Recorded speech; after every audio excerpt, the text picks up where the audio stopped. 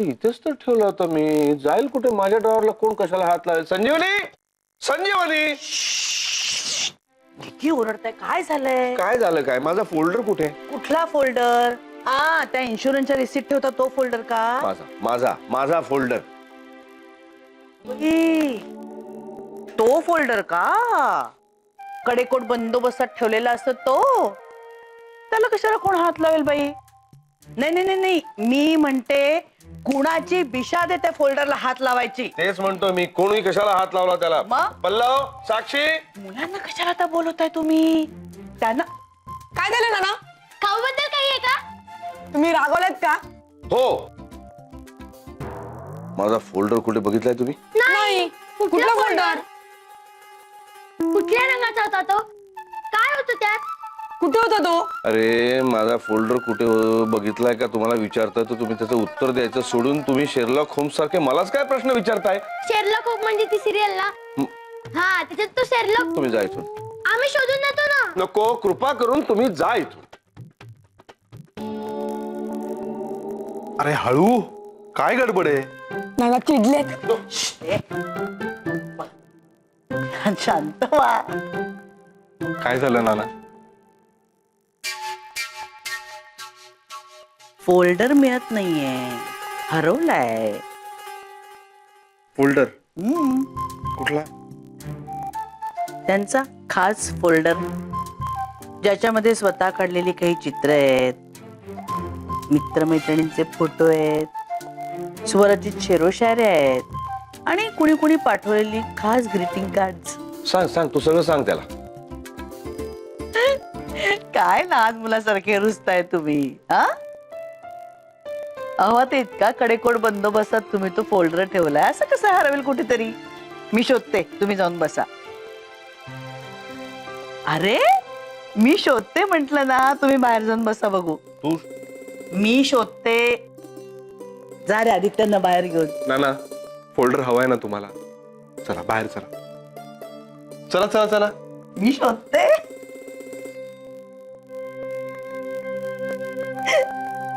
कठीण आहे रे बाबा. इथेच कुठेतरी डाव्या हाताने ठेवला असेल यांनी आणि शोधतायत घरभर. काय रे देवा, आता तू मिळेपर्यंत माझ्या आणि यांच्या शिवाला काही शांतता नाहीये.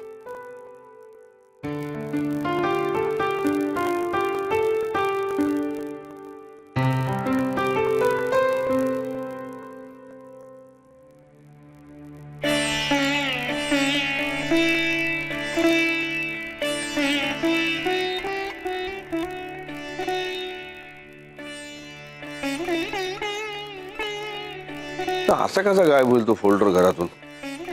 आणि मी तो इकडे तिकडे ठेवणारच नाही मुळात. घ्या, हा घ्या तुमचा फोल्डर. डाव्या हाताने ठेवला तर तुमच्याच कपाटात. घ्या.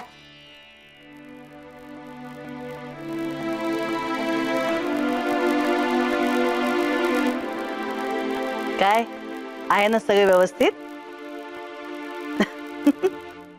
खुश? तू नसतीस ना माझ्या आयुष्यात, माझं काय झालं असतं कोण जाणे. पुरे पुरे.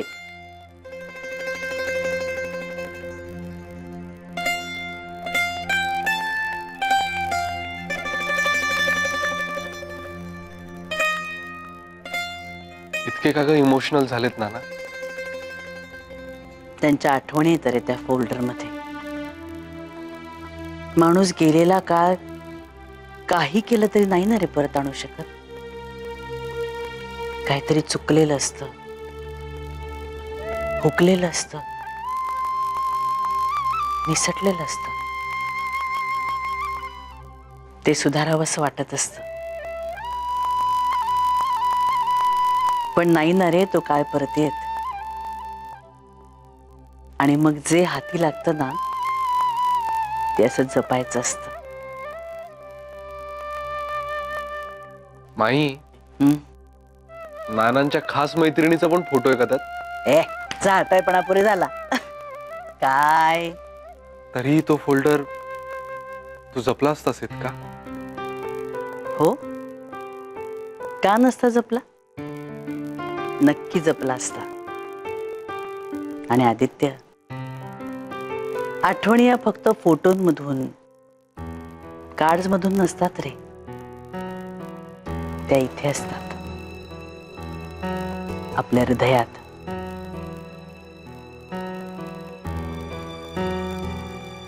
आणि त्या कितीही म्हटल्या ना तरी कोणीही पुसू शकत नाही. त्या आठवणी अशाच आपल्या हृदयात बंद करून पुढे जायचं असतं. आणि जो पुढे जातो ना तोच शहाणा असतो. हे फोटो बघितले ना की नानांच्या मनाला शांती मिळते, आनंद मिळतो. म्हणून तर इतका जपून ठेवला तो फोल्डर.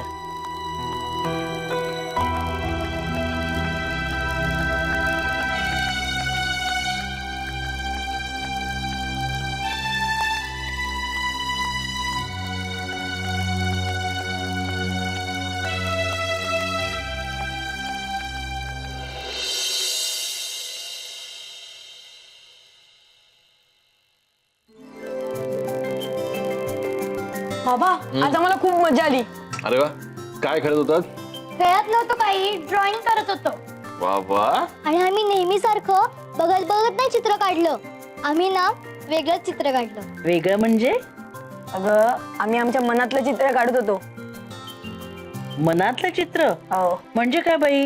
आम्हाला ना मेघना काकूने शिकवलं मनातलं चित्र कसं काढायचं ते.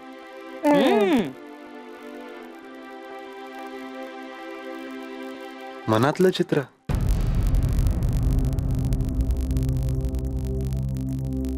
इतकी मजा आली ना बाबा, आम्हाला आज खूप मजा आली. मेघना काकूने डोळे मिटून आम्हाला रंगांच्या समुद्रात तरंगायला सांगितलं होतं. बर. हो, आणि ते पण तंद्री लावून. आणि असं केलं ना की आपोआप आपल्याला चित्र दिसतो. करेक्ट. जगातले मोठमोठे चित्रकार असंच चित्र काढत असतील का हो? अरे नाही रे, नाही, असं नसतं. त्या प्रतिभावंतांचं ना असं काही फॉर्म्युला नसतो. हे सगळं सगळं अजब रसायन असतं. प्रतिभावंत म्हणजे? प्रतिभावंत म्हणजे तर कसं सांगू तुम्हाला? तुम्हाला ती महाभारतातली गोष्ट माहितीये, कर्णाची? हो. त्याला जसं जन्मताच कवच कुंडल मिळाली होती ना, हो. तसंच प्रत्येक क्षेत्रामध्ये अशी एखादी व्यक्ती असतेच जी जन्मताच अशी झळाळणारी, अशी झळाळती प्रतिभा घेऊन जन्माला येते आणि त्या क्षेत्राचं पूर्णतः रूपच पालटून टाकते. त्यांचं जगणं, त्यांचं काम पूर्णतः वेगळं असतं. चित्रांच्या जगात असं कोण होऊन गेलं? अरे खूप अलौकिक माणसं होऊन गेली. म्हणजे सांगायचं झालं तर आरा, बी विठ्ठल, कायतोंडे, रवी परांजपे, अशी बरीच माणसं, M.F. हुसेन, खूप माणसं आहेत. शिवाय लिओनार्दो दा विंची, डाली, पिकासो, बरीच माणसं. पण तुम्हाला कोण आवडतं बाबा? असं नाही सांगता येणार किंवा त्यांची अशी ना एकमेकांशी तुलना करता येत नाही. पण तरी सुद्धा मला लिओनार्दो दा विंची खूप आवडतो. तुम्हाला दाखवीन मी चित्र, अर्थात पुस्तकातली. मोनालिसा, द लास्ट सपर, खूप छान चित्र आहेत. लिओनार्दो दा काप्री माहित होता, पण लिओनार्दो दा विंची नाही माहित. आणि असं काय नाव आहे? म्हणजे त्याच्या वडिलांचं नाव फक्त दा आणि आडनाव विंची? बघा कसं डोकं चालतंय बघा. अरे असं नाही. अरे म्हणजे लिओनार्दो दा विंची म्हणजे विंचीचा लिओनार्दो. विंची हे गावाचं नाव आहे.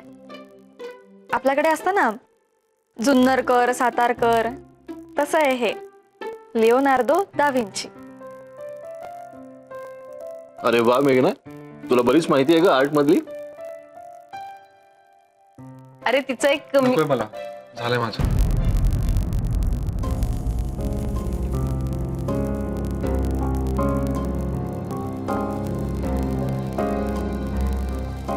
काय रे, झालंय का जेवण तुझं? मगाशी तर म्हणालास खूप भूक लागली म्हणून. हो, आणि दहीबुत्ती तर तू घेतलीच नाहीयेस आदित्य. हो, तुला आवडते म्हणून बनवली मी, घे ना. नाही ग, पण खरंच झालंय माझं.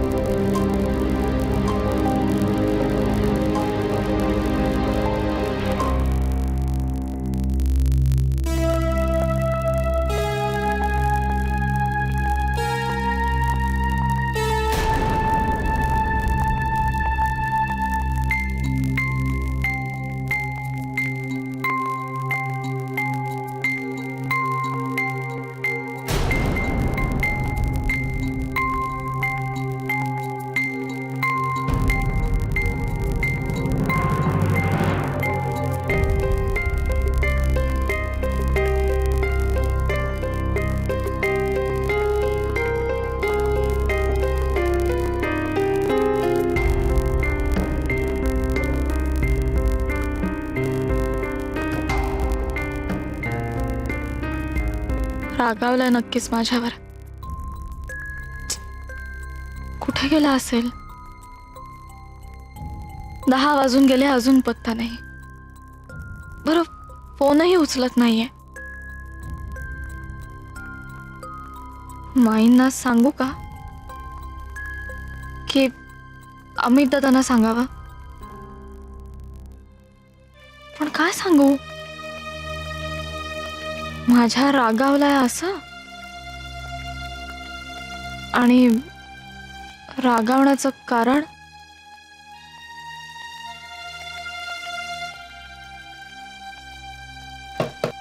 आदित्य,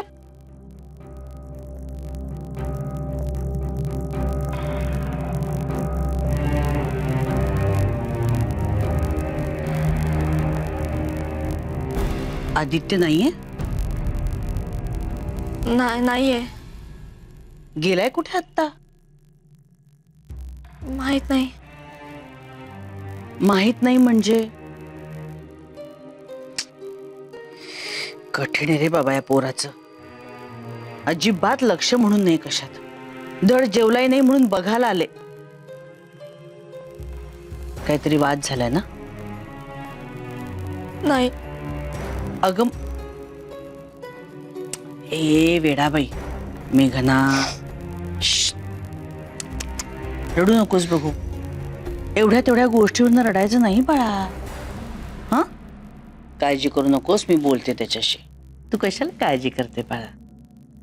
तो आला की मला हाक मार. रडू नकोस बघू, शांत हो. येते. हं?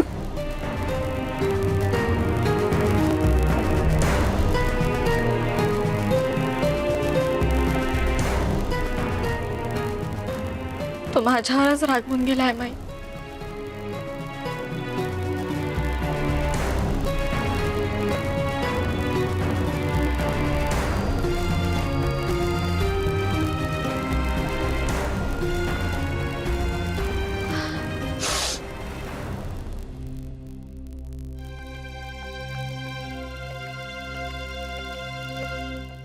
आदित्य,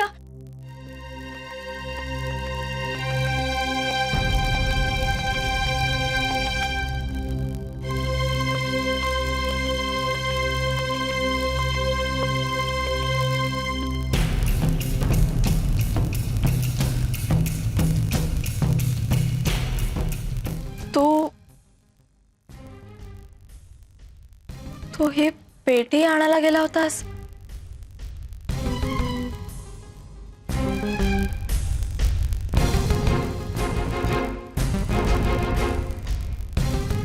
हो.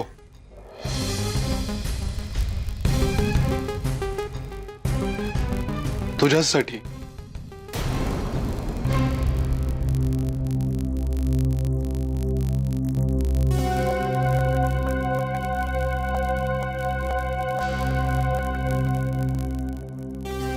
का?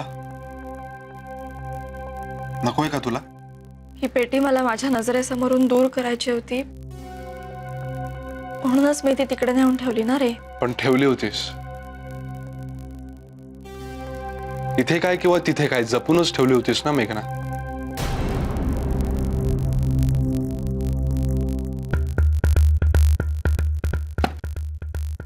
गोष्टी नजरेसमोरून दूर ठेवल्याने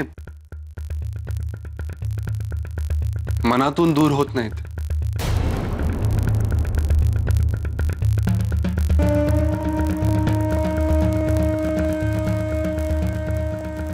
का स्वतःला फसवतेस मेघना? स्वतःला फेस कर. आणि मला त्रास होतो या समजुतीने ही पेटी नको ठेवूस तिकडे. हे बा आदित्य, तू खूप काही केलंस माझ्यासाठी. जगातला कोणताही नवरा वागणार नाही इतका ग्रेसफुली वागलास तू. खूप काही शिकले मी तुझ्याकडून.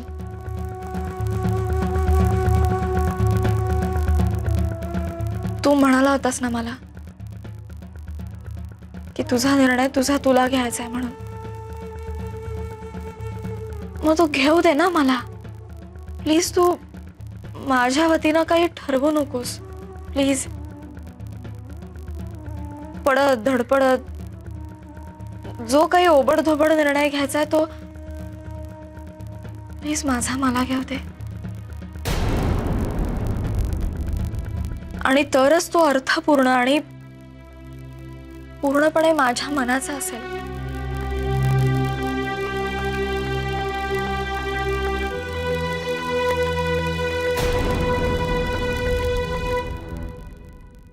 मग ही पेटी परत नेऊन ठेवू का आईकडे? नाही नाही, आता प्लीज तू कुठेही जाऊ नको.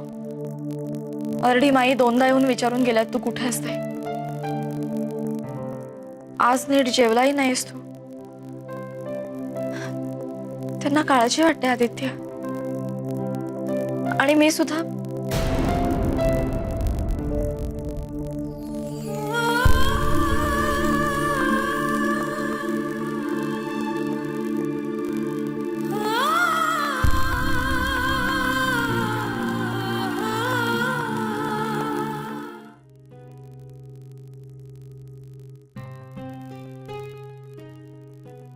काय झालं परत? कसलं टेन्शन शोधून काढलंयस तू?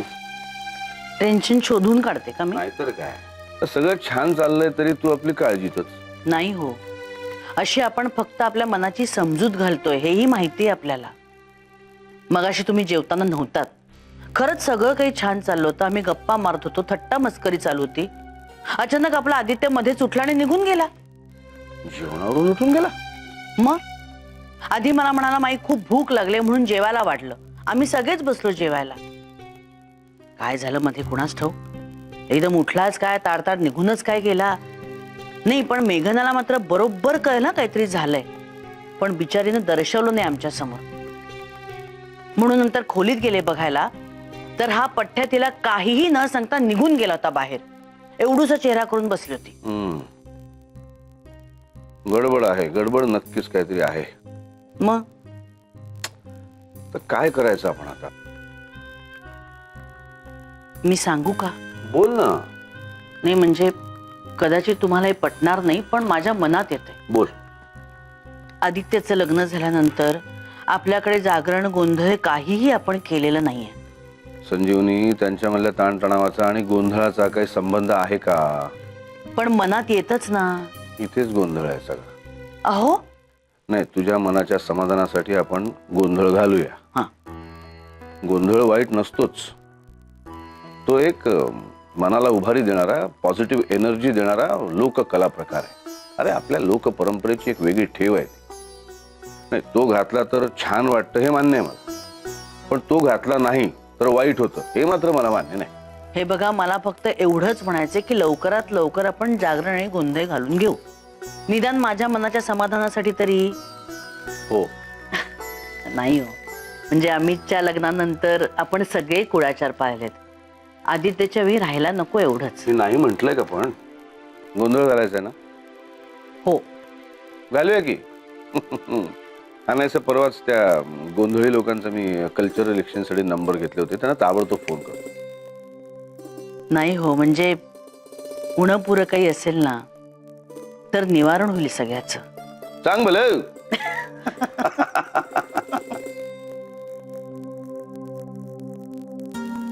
मेघना, चहा घेशील का ग? मी करतेच आहे माझ्यासाठी. चालेल ताई, पण अगदी थोडा करा. अगदी थोडा. अगं थोडासाच करणार आहे मी अगदी. मेघना, हा? एक विचारू का ग तुला? म्हणजे चालेल ना तुला? हो असं काय ताई, विचारा ना. काय झालं होतं ग काल आदित्यला? म्हणजे जेवता जेवता तो अचानक उठलाच काय आणि गप्प गप्पच होता जरा. आणि रात्री बाहेर जाताना पण दिसला. सॉरी पण तुमच्यामध्ये वाद झालाय का ग कशावरून? नाही हो ताई. अय्या, मग असा कसा शांत शांत होता ग तो? माहित नाही. मेघना, अगं नवरा आहे ना तुझा तो. तुला माहिती असायला हवं तुझ्या नवऱ्याला काय झालंय ते. कमालच करतेस हा मेघना. तुम्ही त्यालाच विचारा ना ताई. म्हणजे तुला मला सांगायचं नाहीये ना? पण तुला सांगू का मेघना, मला ना ते असं नवरा बायकोतलं गोड भांडण नाही वाटलं बाई. असं तो काहीतरी सिरियसली हर्ट झाल्यासारखं वाटत होता.